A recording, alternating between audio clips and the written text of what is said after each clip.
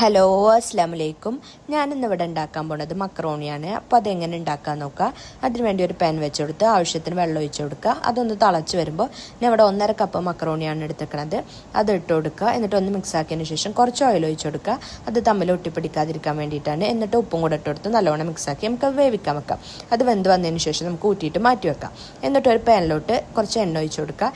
ഞാനിവിടെ എഗ്ഗ് മക്രോണിയാണ് ഉണ്ടാക്കുന്നത്. അതിനുവേണ്ടി ഒരു 2 എഗ്ഗ് എടുത്തിട്ടുണ്ട്. അതൊന്ന് മാഷ് ചെയ്തിട്ട് നമുക്ക് മാറ്റി വെക്കാം. അതേ പാനിലോട്ട് തന്നെ കുറച്ച് എണ്ണ ഒഴിച്ച് കൊടുത്ത് നമുക്ക് കുറച്ച് സവാള ഇട്ട് കൊടുക്കുക.